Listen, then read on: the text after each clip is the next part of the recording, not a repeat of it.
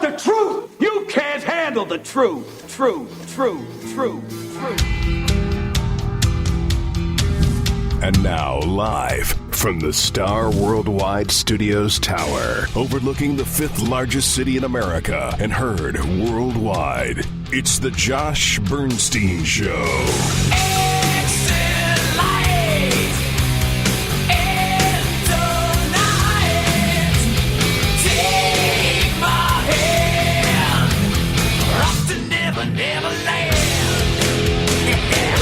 Liberal hypocrisy and leftist lunacy exposed and dismantled with intellect and facts. And now, here's your unapologetic host, Josh Bernstein. Welcome to another hard-hitting edition of the Josh Bernstein Show. We are very close to the end of the year, so we're going to do a little bit of a different show today. And we're going to do a review of 2015. We're going to have Jennifer Burke joining us here in just a few minutes. But I was dared before we came on the air, so I'm going to do what I was dared that I wouldn't do right now. It looks as though Bill Cosby has now been indicted. He has now been indicted for one of the multitudes of offenses that he's been accused of. So it looks as though Bill Cosby may be having Jello pudding pops in prison. I did it. You didn't think I'd do it. I did it. Okay, now, so we're going to do a little bit of a different show today, now that I'm cracking up. And what we're going to do is we're going to do a review of the year 2015. Obviously, there's a lot to talk about. This was a huge, huge year, a very tumultuous year, to say the least.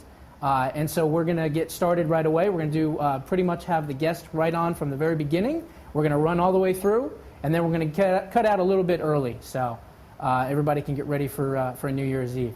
So my guest today is a graduate of Texas A&M University and spent 12 years in the classroom, first as a teacher. She now dedicates her time preserving liberty and teaching us about the dangers of big government. It is my pleasure to welcome the editor-in-chief of Politistic, Miss Jennifer Burke. Jennifer, how are you doing this morning? I'm doing great, Josh. Thanks so much for having me on today. Good. Well, we're going to have a lot of fun. What we're basically going to do is a lighthearted review, if you will, of 2015, and we're going to touch on a lot of different topics. But before we get into that, I've got to ask you this question. You went to college, you became a teacher, you spent 12 years in the classroom. Was there a seminal moment in your life that all of a sudden made you switch careers and get into politics? Was there something that happened that you said, I can't sit back idle anymore and I've got to change career paths?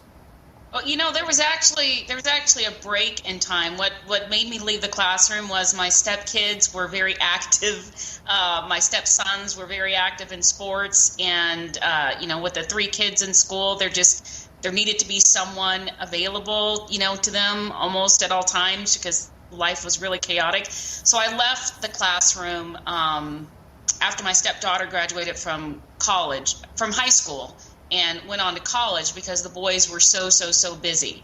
But what got me into politics was the porculus in, February 2009? Mm-hmm. But I was kind of active before that in 2008. Gotcha. So I left the classroom in 2006. Okay. Any regrets?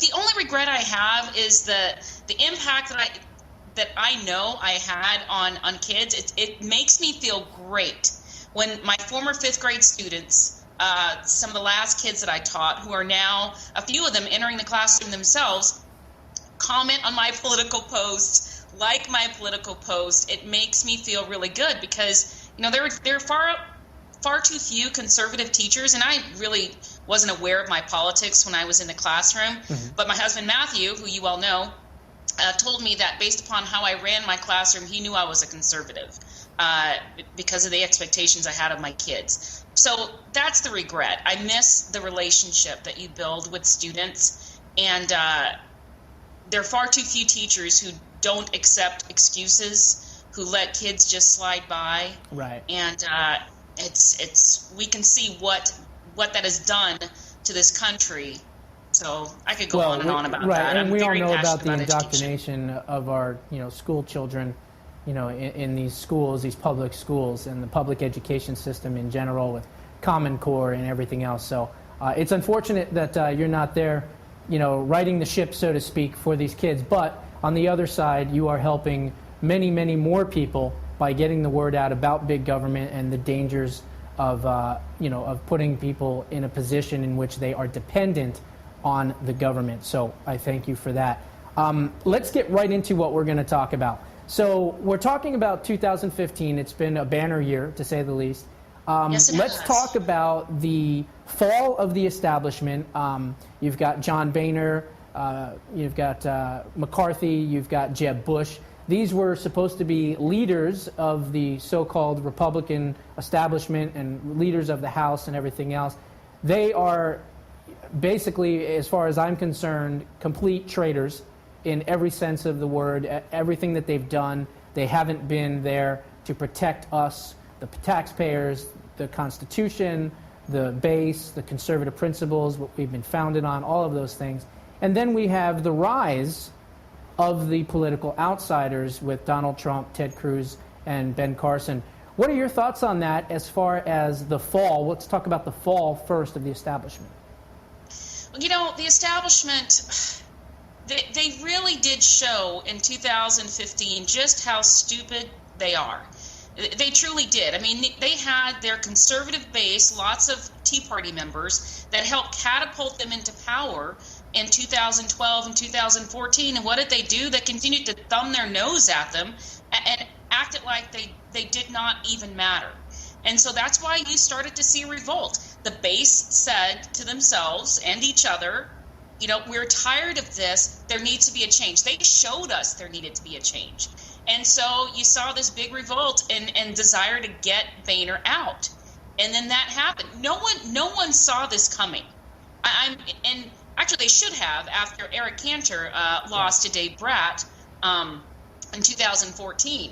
And then they still wanted to push Jeb Bush. I got frustrated, as I'm sure you did too, Josh, hearing Jeb Bush called the front runner. Jeb Bush was never the front runner, ever.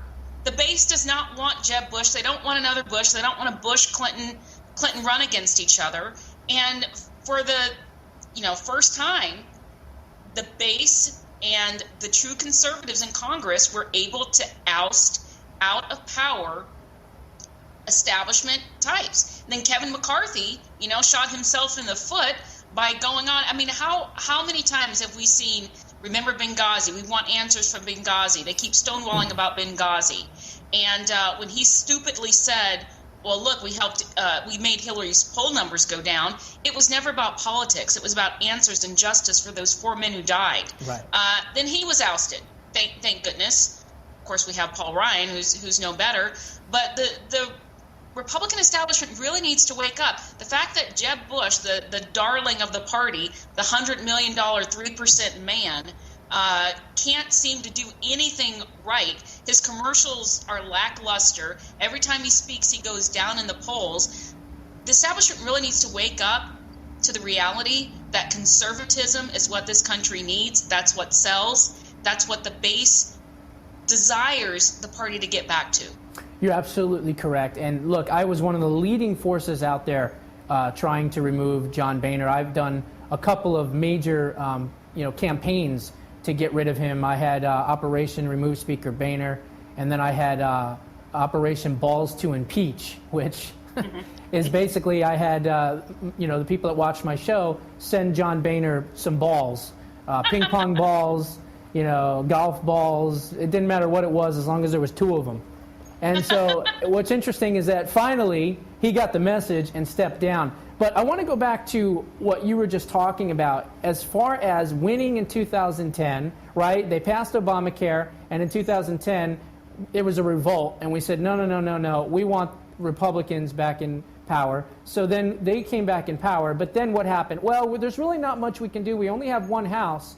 We need the other branch of government too. We need the Senate. So what did we do? We worked our tails off to go out and make sure that we gave them the Senate. And what did they do? Now they have 2 branches of government, and they still became the Obama administration cheerleaders.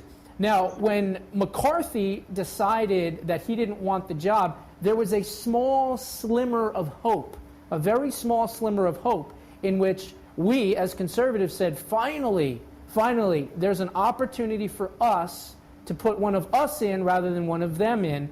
And there was maybe a 72 to 96 hour area of, bliss, if you will, that we might actually get that done. And then what happens? Paul Ryan-oceros, the GOP establishment says, well, then we're going to have Paul Ryan become the speaker. And the saddest part about it is that the Freedom Caucus caved.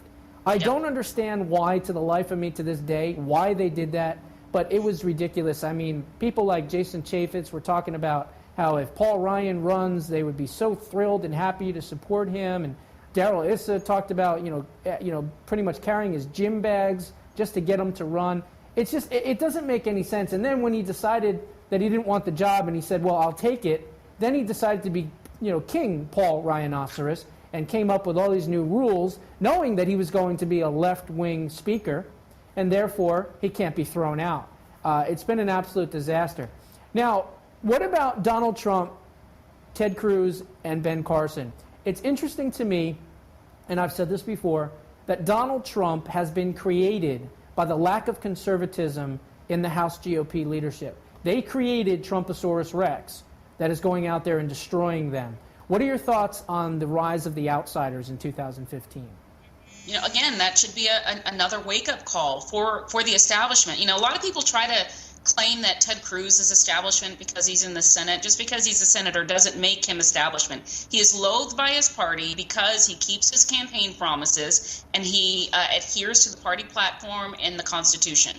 Things that far too many people in the GOP fail to do. I mean, the lies that they told in order to have the base help them get the House and the Senate, and then Paul Ryan's lies to get support behind him as Speaker, just shows they don't like people who tell the truth. And the base is tired of people not standing up to the Democrats. And the Republicans showed how true that is with this omnibus bill that they passed. I mean, no wonder people like Donald Trump and Ted Cruz and Carson, for a while, he slipped quite a bit in the polls. And in part, I think his people said that he wasn't that great on foreign policy. You can't have your own people say that kind of thing to the media and then expect that there's not going to be a result of that statement. But people are desirous of the truth. We are tired of being lied to. And we are tired of the Republicans seeing themselves as Democrat Party number 2.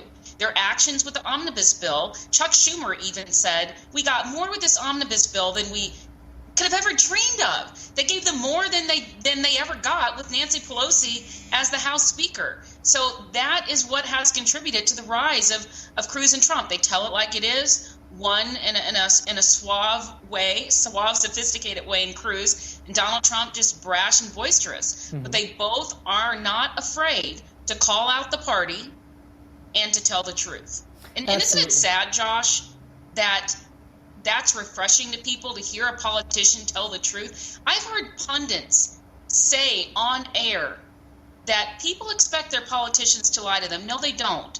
They want truth and honesty. When it comes to what is actually going on. That's an excellent point, because I've heard that as well. Well, people just expect them to lie because they're all politicians. Well, we're tired of that, as you pointed out, and Donald Trump, again, is proof of that, and Ted Cruz. Personally, I'd like to see the two of them team up on one ticket. I think it would be dynamic for a lot of reasons. I've said this in the past. I'll say it again. Donald Trump, to me, is not a through-and-through conservative. He's an independent businessman with enough conservative leanings to be passable. Ted Cruz, on the other hand, is a bona fide reformer, authentic conservative. So the two of them together on the same ticket, first of all, I think if Donald was at the front of that ticket, he would only run for one term because he doesn't want to run for more than one term anyway.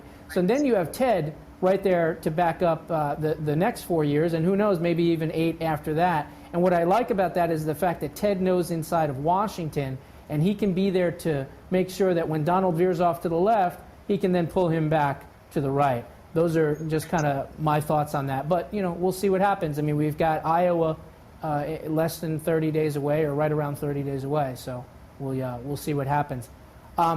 Let's talk about something else that's been a major, major issue in 2015. It's been an issue for years and years and years, but really, I think, has ramped up. And that is the rise of terrorism, not just here at home, but all around the entire world. In particular, ISIS, the rise of ISIS. You've got domestic terrorism. We had the Garland, Texas shooting. We had the Oregon school shooting. We had the San Bernardino shooting that just took place. We've got the war in Syria. We've got this horrific, absolutely stupid and horrific deal with Iran, the rise of Putin. So there's a lot to talk about there in terrorism in general. Have you ever seen the American people this afraid, this nervous, and this scared about their own security? No, I mean, I haven't. Actually, I was just telling my husband Matthew the other day, remember back in the 70s with the fear of a nuclear war? I remember that. I remember I was young. I was, below the age of 10. But I remember that fear of nuclear war. And I wasn't political at all because, I was little. But Jimmy Carter was in office. But then after Ronald Reagan took over, there was not that intense fear.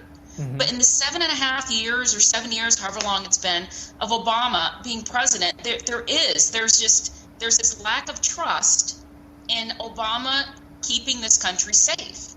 And he's shown all the signs that it really is not that important to him. I mean, when you start dismantling the military, when you take the Army down to the lowest level since 1942, when you describe Islamic terrorists, a name that you can't even say, as a JV team and just brush them off as insignificant, inconsequential as they are making their rise, and then you resort to hashtag diplomacy, doing hashtags on Twitter to try to show that you mean business or whatever, you're not serious about keeping this country safe. So there's a good reason the American people are concerned.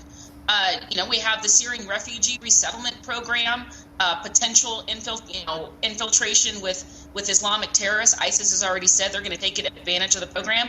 Obama is adamant about still continuing on. While we were concerned about 10,000 possibly being brought in here, we then learned that 100,000 are already here, right, with a system that, they can't vet these refugees. There's so many things that we should really be concerned about with this country, and that includes the southern border, which Obama also refuses to do anything about, even though they've already caught Syrian refugees trying to cross over that border. So Obama's not serious about keeping this country safe, and God willing, we'll have a president for 2016 that is. Absolutely. And, getting back to what you were just saying about Barack Obama's lackadaisical, afterthoughts, if you will, on ISIS and terrorism in general, and calling them the JV team and everything else. This guy's so out of tune and so out of touch that after the worst terrorist attack that Paris has ever had since after Charlie Hebdo, this last terrorist attack, and then we have 14 Americans, one of which I knew, Nicholas Thalasinos, getting murdered in San Bernardino. He jets off to the COP21 climate change. He actually goes out there and says that climate change is the biggest geopolitical terroristic threat, if you will, that America faces. I mean, even the Egyptian media, thank God, and I played many clips of them laughing at him, saying, is this guy serious? Is he purposely trying to destroy his own country? They were laughing at him and everything else. And what's sad about this is that we used to be a beacon of strength, a beacon of hope. We used to be, the number one superpower out there in the world. Well, now we know that China, in this last year, has overtaken us as the financial superpower. But also, we have a weak leader that drew a red line in Syria, and it might as well have been a chorus line because they didn't do anything about that. We allowed Putin to get into Crimea. He wants to then take over the Baltic states. He said, in I believe it was 2005 or so, he said that the worst geopolitical catastrophe of the 20th century was the fall of communism. This is an old guard, Soviet communist guard. And he wants to bring the old boys network back together. And we have a president that doesn't either see these signs or care to notice them or do anything about them. There's an absolute revolt going on with the military generals and commanders that he has let go to make us even less safe. And I just hope and pray that the American people finally wake up in 2016 and elect someone that's going to protect us. Right.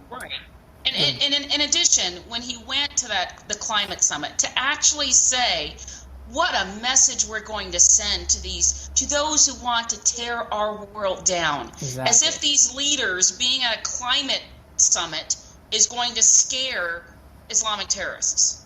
I mean, the whole thing is ludicrous. And then another thing, and I know we're going to get into this, he's all about his agenda. He's not about, this is another sure sign that protecting the country is secondary to him.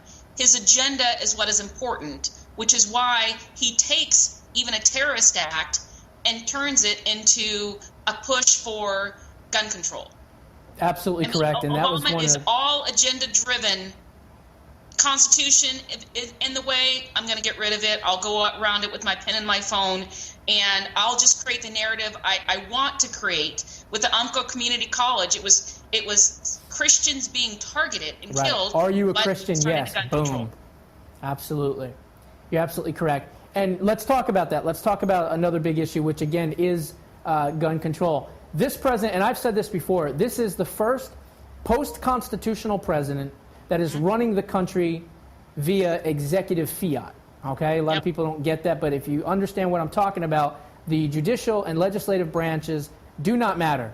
They do not matter. We don't have anybody in there that's going to fight for us. Now, getting that aside and talking about that, this president, once about 2013 rolled around, and he realized that his agenda, he did get Obamacare through and a couple other things, but he realized that his agenda was being stalled by having the House and the Senate, or the House at that point.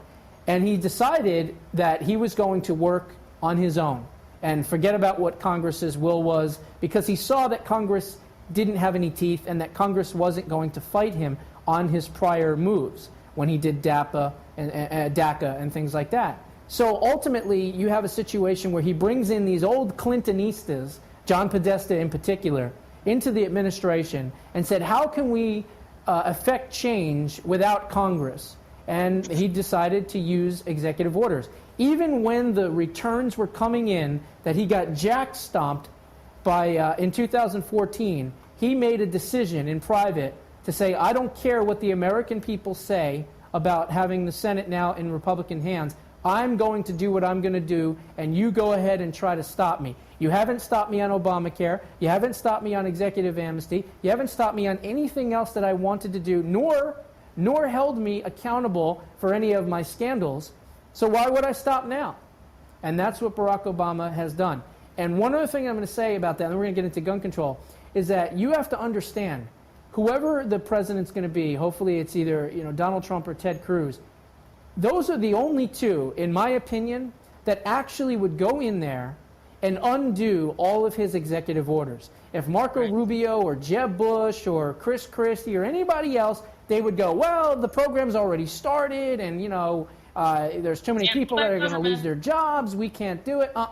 Trump or Cruz are the only ones that will wipe out his horrible 7.5-year rampage on the first day.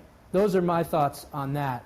Talking about gun control, we've seen now in California just recently, they passed a rule that Governor Jerry Brown has signed that starts January 1st, where they're actually allowed to confiscate people's guns in California, in California, as I call it, for up to 21 days without a warrant.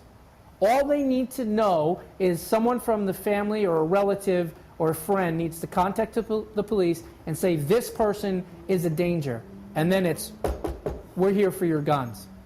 Right. No due process. No due process whatsoever. Nothing. It's a travesty how the Constitution is just thrown out the window. But I guess Jerry Brown feels emboldened to do so because Obama tosses it out the window at every single turn and just does whatever he wants, which is why I thought it was laughable when they talked about Trump and the not following the Constitution, as if Barack Obama does it all the time. But yeah, and I think it also said, I was reading about this yesterday, that a police officer, if a family member or police officer says something, then they could confiscate your gun. Why anyone would live in California, I have absolutely no idea, none whatsoever. The fact that they even elected Jerry Brown when they did is frightening, and he's showing just how dangerous he is. And heaven forbid you're from another state and you travel to California, you better do something about. I mean, if they catch you with a gun, even if you're a licensed gun owner, you'll get in a lot of trouble in the state of California. But it's terrible, Josh, how much Americans have to fight their own government for their constitutional rights. It's amazing. And California, by the way, is a may issue state for concealed carry, not a shall issue. There's a big difference between the two. May issue is basically a wink, wink. We'll give you, a concealed carry permit, maybe, but they won't. They say that they will, but they never will. A shall issue, you have to show reason or proof. I believe Guns and Ammo's list has California ranked, I think, number 46 in the country. It's a horrible, horrible state. I'm not going to say where we live, but let's just say that we have a much better opportunity for the Second Amendment where we are actually residing. Gun-free zones. You know, I read a statistic that since 1954, only two shootings, mass shooting meaning 5 or more people, have occurred outside of gun-free zones. All the rest have been in gun-free zones. Why? Very simple.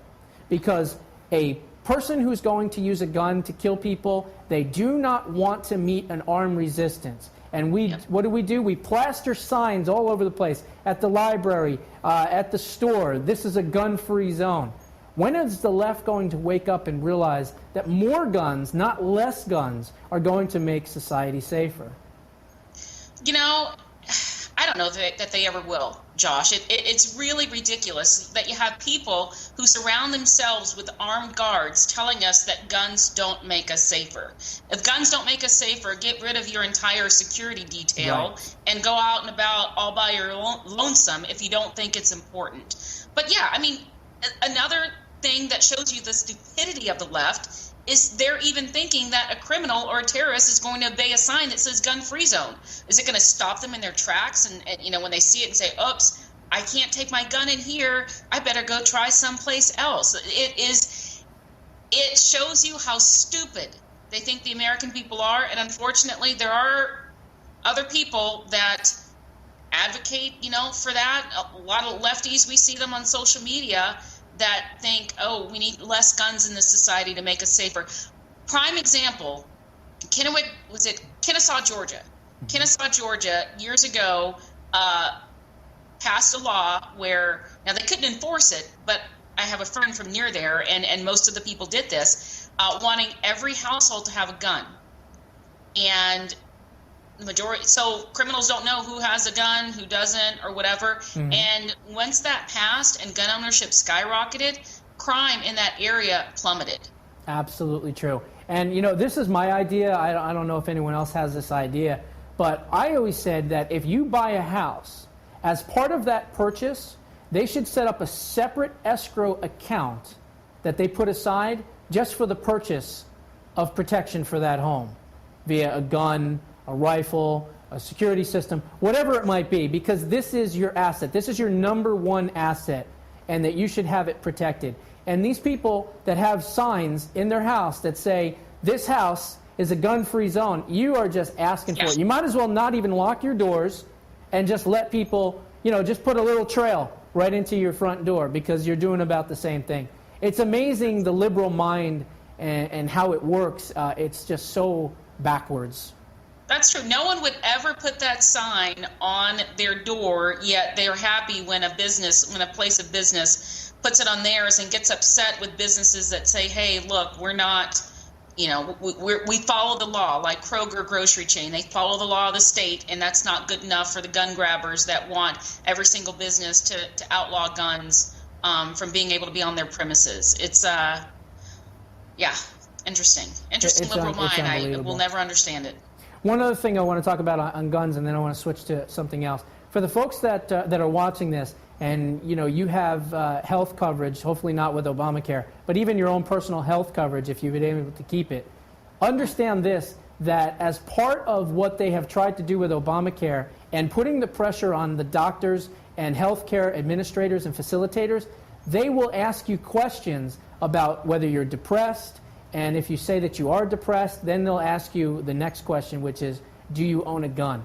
Understand that that is a backdoor way for you to be put on a list of people that eventually could have your guns confiscated. So be very careful when you're talking to your doctors and they ask you a question like that. Do not answer that question. I want to say this too, Josh, real quick. I have a friend who, before Obamacare was even passed, or before it started being implemented, he went to the doctor and they gave him a questionnaire to answer, lots and lots of highly invasive questions, including whether he owned guns, how many guns he owned, and he told the nurse, or the intake nurse, what does this have to do with my doctor's visit, and what business is this of yours? And he refused to fill it out because it had nothing to do with what he was there for. And that was in the early stages before Obamacare was even implemented. This is the most anti-Second Amendment administration that we have ever seen in our history. There's no question about it. And the only thing keeping this administration from, I believe, truly controlling every single aspect of our lives is the fact that we have a Second Amendment. And we cannot relinquish the Second Amendment under any circumstances ever. They even try to come after all of our guns. That'll be the start of the revolution, I can guarantee it. Let's talk about the rise of the anti-white, anti-police black militant group, Black Lives Matter. This is a despicable, abhorrent organization. They basically used the Dylan Roof shooting in particular. There was a couple other shootings, but that one in particular, to do two things to systematically annihilate Christianity and Southern heritage and Southern pride in one fell swoop. Yeah. Rahm Emanuel said, never let a good crisis go to waste. Well, we had this crazy white kid that goes to a church and shoots up the church and kills 9 black people. So what happened from that immediately? Let's destroy Southern heritage and Southern pride. Now, what the left refuses to acknowledge is the fact that with them trying to remove all aspects of Southern heritage from society, that they are missing the huge portion of the fact that those people that were racists way back when were Southern Democrats. The Southern Democrats were the members of the Ku Klux Klan. Now, fast forward to this Black Lives Matter. This is an organization that is being funded and run by the Communist Party United States and the Nation of Islam. We know that for a fact. They are now trying to infiltrate democratic politics. They are trying to pressure politicians. This group is truly, truly dangerous. You've got police on edge and everything else. What are your thoughts about this group? Well, I also want to say they're also funded by George Soros. There was a story in the Washington Times about that. The man who's made millions on bringing down the currency of countries. But yeah, the Black Lives Matter movement, and I don't like hearing them called by media outlets protesters. Mm-hmm. Protesters do not block streets and highways, preventing people from getting to their jobs or emergency personnel, from attending to whatever they need to go to. Protesters do not flood malls and invade Christmas tree lighting ceremonies. I've described them. They terrorize communities. That's what they do. That's what they have done. So I call them the Black Lives Matter terrorists because they are terrorizing communities. And I don't understand what their tactic, what they feel it accomplishes at all, other than to help tear down society. When you see these supposed grassroots protesters all of a sudden within less than 24 hours having printed out T-shirts and signs, you know there's nothing grassroots about it. When you see the same faces going around the country trying to stir things up anytime something happens, you know it's not simply grassroots. So what we've seen now is their attempt to infiltrate college campuses, which unfortunately they've been successful at. And I think they shifted to college campuses after they tried to stir things up in Texas following Sandra Bland's suicide in jail, which they tried to blame on a white police officer, and it didn't work. And then they tried something else in Texas after a pool party, and that didn't work. And so then they started trying to infiltrate the college campuses, and we've seen crazy things going on. They're getting in the faces, I think it was at Dartmouth College, of white students, pinning them against the wall, yelling profanity at them. It is absolutely out of control, and it's a movement that is condoned by Barack Obama and the Democrat Party. I mean, they have praised the movement. I've not heard them say much of anything against the types of things that they're doing, but it is just race war is really what they're doing. And the target began as white cops, and then it turned into all cops, and then it truly is an us against them. Now what they're advocating for, they want LeBron James to not play basketball and just ignore his contractual obligations because they're not satisfied with the grand jury decision in the Tamir Rice case, and they want him to not play until the Department of Justice arrests the police officers. This is how insane the whole thing is. You're absolutely right. And, you are correct in the fact that Barack Obama is directly responsible for this group and has supported this group, because when everything was going down in Ferguson with the Michael Brown shooting, he met with the protesters, with the higher-ups in the group, and told them what? Stop breaking up your neighborhood? Stop destroying and burning down police cars? No. Stay the course.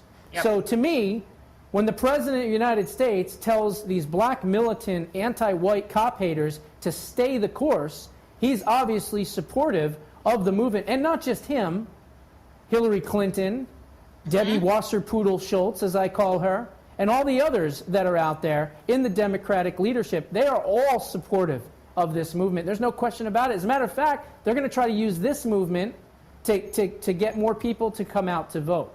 Yep. And that's another thing that I've said from the beginning, that the Democrats were afraid, and they could see it. I mean, in the 2014 election, the black vote turnout just wasn't as high as they'd hoped it would be. I don't even think it was as high in 2012, and they needed something to stir it up. And we all know that Democrats stay in power. They pit people against each other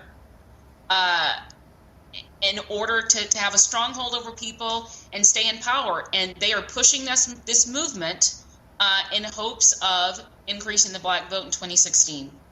No question about it. Now, we've got a couple more minutes left. You being a black conservative, you're kind of like an albino at the Apollo, let's face it. It's pretty rare, okay? And me being a Jewish conservative, again, that's kind of rare as well. And I know the reason why Jewish voters vote for the Democrat Party. It has to do with something called Tokan Olam, which means to heal the world. And so what that basically means is that Jewish guilt is one of the main reasons why Jewish liberals go out and support, Democratic, campaigns and Democratic politicians, because of the fact that the Jews are known as the chosen people. Therefore, they're typically more wealthy, they're typically more well-off, more educated, and they feel an internal guilt about that. So what they do is they project that guilt by then voting for the disenfranchised or the less fortunate in society. But what ends up happening is that those people it becomes a suicide vote, because typically those folks are the most anti-Semitic, or the people that hate Jews the most. Now, in the black community, I'm not black, but I would basically say that the fact that the government has given them handouts, has put them in economic slavery, and has kept them on the, quote, democratic plantation, I believe that those are most of the reasons why blacks continue to vote for Democrats from a 90 to 95% ratio. What are your thoughts as an African-American woman? Well, you see Democrats just manipulate blacks. I will never, ever forget when the whole argument decades ago of Ebonics came up. The Democrats pushing Ebonics, which is basically just horribly spoken English that makes absolutely no sense. And they tried to claim that this was the way that the black community talked, and they needed to be able to do that. And my first thought, and I wasn't even political at the time, was, What do you want him not to be able to ever get a good job in his life? Right. I mean, look at blacks in 1960, when I look at pictures of my father in the 60s, and then look at young black men today at how differently they even present themselves. You know, Democrats control blacks with Jim Crow laws by turning hoses on them and sicking dogs on them and lynching them to put them in their place. And now they're trying to rewrite history and the danger of the call to take the Confederate flag down from the South Carolina Capitol. I said to people, even some black conservatives that I knew that supported that, they're not going to stop there.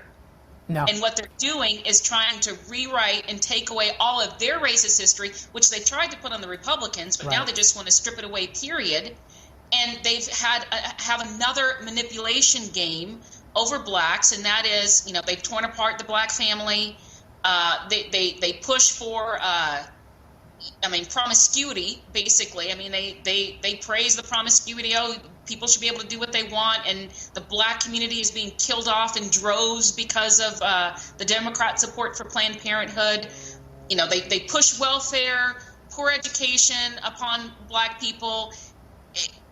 It is infuriating that 90 to 95% of blacks will just vote Democrat just when they see a D next to the person's name, and that those of us who actually look at what's really going on are called sellout or all kind of other things when we choose not to be a Democrat. Blacks are the only people that are supposed to look in the mirror and have their political ideology determined by the pigmentation in their skin, which is in and of itself racist. Yeah. And shows you that, that's what the Democrats are, because they've told I've seen prominent Democrats saying things about when a black person votes Republican and, what exactly that means. It's really a sick game, and black people really need to wake the heck up. An educated black voter to the Democrat Party is what kryptonite was to Superman. Once they are educated, once they understand how the Democrat Party has used them and kept them in economic slavery, and when they wake up from that, they'll never, ever become a Democrat again. And the Democrat Party, if they lose that major voting bloc, they're going to be in trouble. But then, when you think about it, and I've said this before, do you remember that show, Orange is the New Black? I've heard of it. I never watched it. Okay, there's a show where these women are in prison. I wrote an article that got me lots of colorful mail, shall we say. And I said in the article, in the title, Hispanic is the new black. Yeah, and believe me, I got a lot of nasty, nasty emails and letters from that. But I had a lot of prominent blacks reach out to me and say, Josh, you know what? You're absolutely correct. The fact is that the Democrat Party has literally thrown black Americans under the proverbial bus, and now they look at the illegal aliens as their new coffers and as new people to carry on their left-wing ideology and message. And blacks are literally being thrown under the bus and have taken, quote-unquote, a back seat, to use that terminology, to the illegal Hispanics. What are your thoughts on that? You're exactly right. I mean, the Democrats figure, okay, we've used and abused the blacks. We have them exactly where we want them. Now let's switch gears and go after the Latino community and do the exact same thing. I mean, when you have them, the unemployment, and this is something that far too few people talk about, is unemployment numbers for blacks under Barack Obama's presidency. And they're faring far worse than any other ethnic group in this country under his presidency, especially young black men. And what do they want to do? What's their answer? Let's bring in illegals and take more jobs away from people. It's a sick and twisted game. Democrats play identity politics. They're done with the blacks. Now they're on to the Hispanics, but then they're also trying to merge in also the Muslims and Syrian refugees. They're actually putting America in a position. No, they're putting America in a position to choose the lesser of two evils. They're saying, okay, we're going to flood the country with Hispanics, or we're going to flood the country with Muslims. Pick your poison, basically, is what they're doing. They're getting us to succumb to taking one of those demographics into America. And again, I believe it is the largest Trojan horse of the 21st century, these quote-unquote Syrian refugees. I'm not a big fan of Marco Rubio, but he's absolutely correct when he says you could have 10,000 of these people, but if one out of those 10,000 is an ISIS terrorist, then it spoils the whole bunch. I believe that we can't vet them. We should not have them. We should set up safe havens and safe zones in other countries, refugee camps, if you will, in other countries. Let them go there, clear out the rat's nest, bomb ISIS, get rid of everybody. And I'm sure a lot of these people want to go back to their surroundings and their families and their relatives and all the people that they've grown accustomed to and lived with for their whole lives. They don't necessarily want to be rerouted to America. Some of them do, but most of them don't. They want to go back. They just don't want to be murdered and slaughtered. And you can see the anti-Christian bias in the fact that, 100 to 1 of these people coming here? I think. Are Muslims and maybe nearly one 300 Christian? Since the Paris attack, and one was a Christian. Exactly. It's so sickening.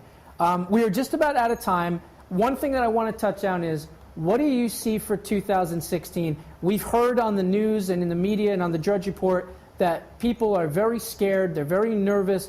Worldwide, not just here in America, but worldwide, terrorism has gotten everybody nervous and upset and on edge, if you will. What do you foresee for the future in 2016, not necessarily for the global world, but for here in America?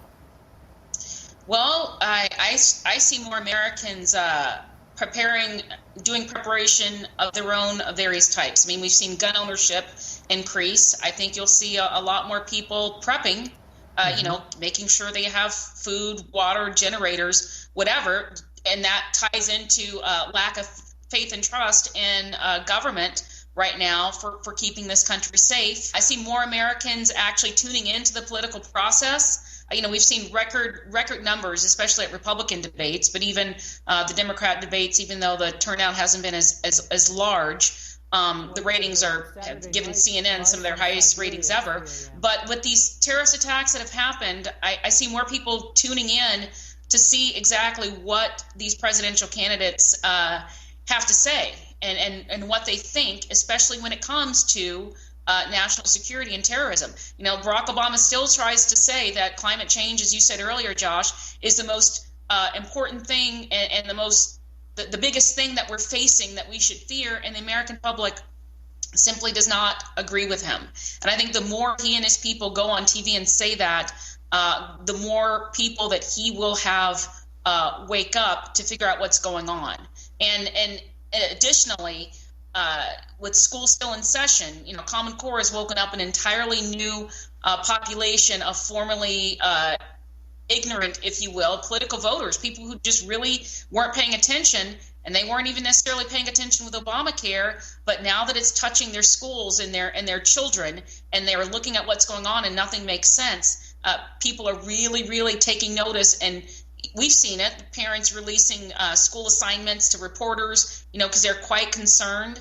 I see the electorate really, really waking up, and I hope that, they don't fall for I hope all the signs that they are not going to fall for the let's make history again, like they did with Barack Obama, that they instead choose someone that's going to really get this country back on track and not take it to a dark, dark place of socialism or worse that our founders never intended.